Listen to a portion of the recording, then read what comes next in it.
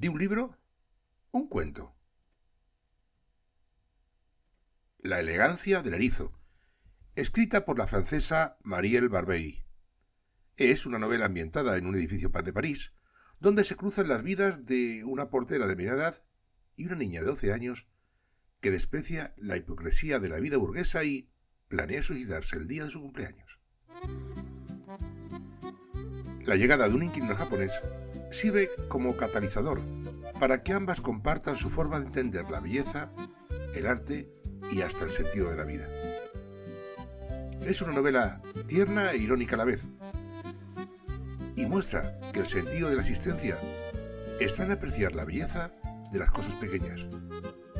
En realidad, es un canto a la vida, pero con un final agridulce.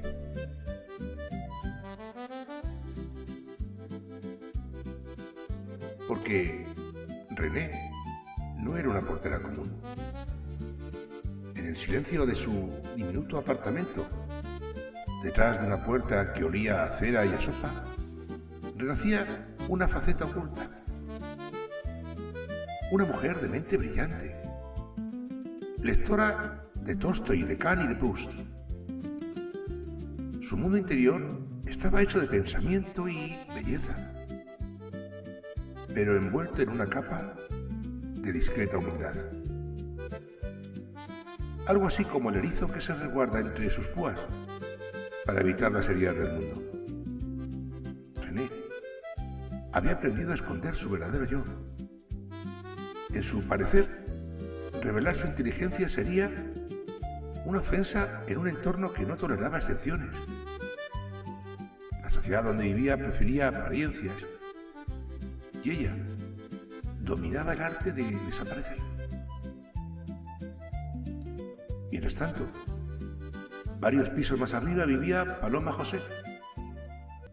Tenía 12 años, hija de una familia acomodada, culta y al tiempo vacía. Su padre era diputado. Su madre se refugiaba en teorías de psicología y de decoración. Y su hermana mayor se movía entre las frivolidades del lujo parisino.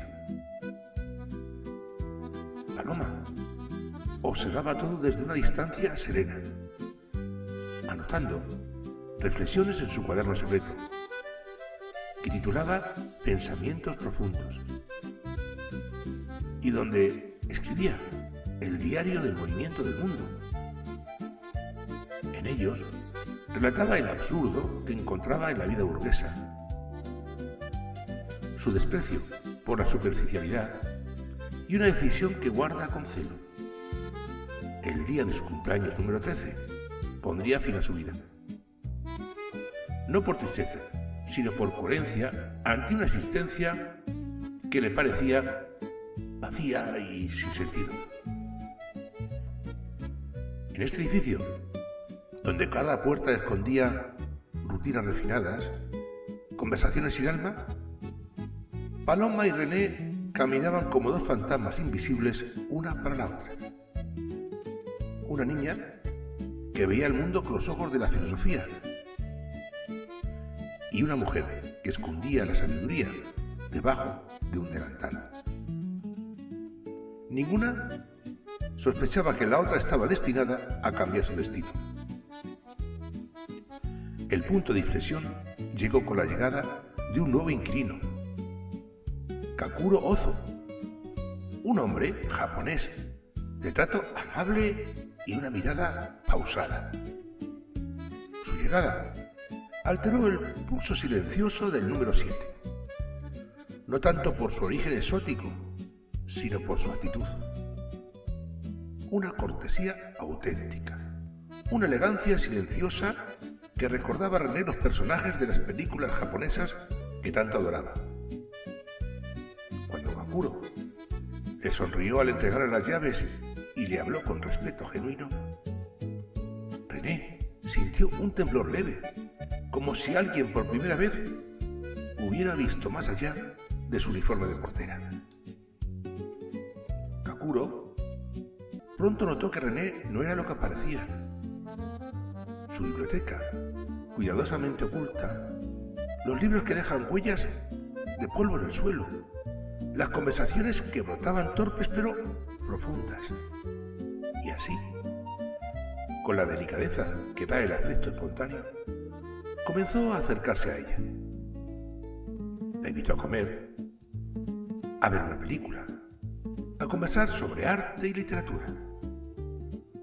René, siempre a la defensiva, descubría la dulzura de ser mirada sin prejuzgo.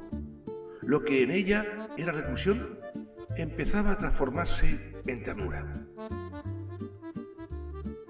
Mientras tanto, Paloma también observaba todo. Desde la distancia, veía como la portera, esa mujer gris que todos ignoraban, parecía haber hallado una complicidad luminosa con el nuevo vecino. Paloma, siempre curiosa y lúcida, empezó a buscarla, a descifrar quién era esa portera que hablaba tan naturalmente con un hombre como Ozu, sin miedo y ni inferioridad. Su intuición infantil, una mezcla de extraña de intelecto y de pureza, la llevó a descubrir el secreto. René era alguien diferente, una presencia que desafiaba su plan de muerte y la idea de que todo estaba vacío. Un día, Paloma bajó las escaleras para devolverle un libro que había tomado prestado de la biblioteca familiar. Fingiendo casualidad, se detuvo frente a la pequeña portería y preguntó algo banal. Pero cuando René le respondió con una frase tan precisa y filosófica que parecía salida de una novela rusa, la niña entendió de inmediato que había un alma gemela, una mente capaz de comprender lo que ella llevaba oculto desde siempre. Y ese encuentro marcó el inicio de una amistad improbable. Una mujer adulta que había renunciado a ser vista y una niña que había renunciado a vivir. Con cada conversación, Paloma fue descubriendo la elegancia del pensamiento escondido en lo común. René le hablaba de la belleza silenciosa, de cómo una taza de té, un libro bien escrito o una palabra justa podían contener más verdad que los discursos del poder o las fiestas de lujo. Paloma, por su parte, compartía sus reflexiones sobre el absurdo, la muerte y la necesidad de hallar un motivo para existir. Entre ambas se tejía un diálogo de almas, un puente invisible en medio del ruido indiferente del mundo adulto. Kakuro, observador y sensible, se convirtió en otro hilo de aquel tejido. Su presencia aportaba serenidad, un ritmo delicado que envolvía el edificio y transformaba las rutinas tribales en gestos llenos de sentido. Con él, René comenzó a soltarse. Por primera vez en muchos años, se permitió sonreír sin miedo a ser descubierta. En un almuerzo con Paloma y Kakuro, René experimentó algo parecido a la felicidad, esa que había considerado como un lujo ajeno. Paloma, al verla, comprendió que existía otra forma de belleza, una elegancia interior que no dependía de la riqueza, sino de la autenticidad y de la capacidad de sentir. El cambio de Paloma fue lento, como una crisálida que rompe el silencio. Sus diarios comenzaron a llenarse de razones para quedarse. La humanidad de René, la gentileza del japonés, la posibilidad de encontrar sentido en las pequeñas cosas. El edificio, que había sido escenario de hipocresía, empezó a parecerle un microcosmo fascinante, un refugio donde aún podía surgir lo inesperado. Pero la vida, fiel a su naturaleza frágil y paradójica, interrumpe los relatos cuando parecen acercarse a la plenitud. Una tarde, en una calle cercana, René fue alcanzada por un coche mientras regresaba del supermercado. Su muerte llegó de forma súbita, sin grandilocuencias, como esas despedidas que la realidad describe con la delicadeza cruel del azar. Paloma y Kakuro quedaron destrozados.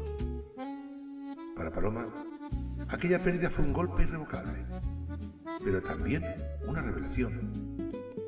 Entendió que René había cumplido su función de erizo sabio, enseñándole que debajo de la aparente fealdad de la existencia hay una elegancia invisible, un sentido que se revela solo a los que saben mirar con profundidad. René había sabido encontrar belleza en un mundo indiferente, sin necesitar del reconocimiento. Paloma decidió entonces no morir, en honor a aquella mujer que vivía entre libros y silencios. Prometió buscar la belleza todos los días, incluso en lo más pequeño. Y así, el número 7 de la calle Granel siguió siendo un lugar ordinario para el mundo, pero extraordinario para quienes conocían su historia. La historia de un erizo que enseñó la elegancia a vivir oculto y la gracia de mirar más allá de lo que el mundo muestra.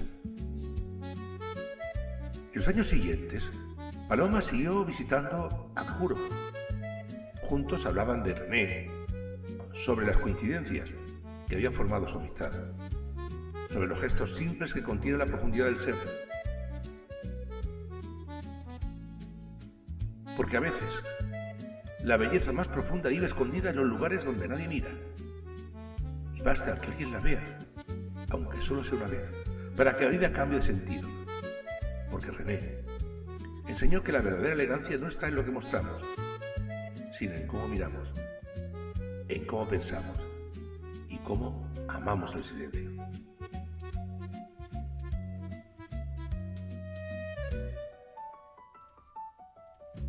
Que tengas un feliz día.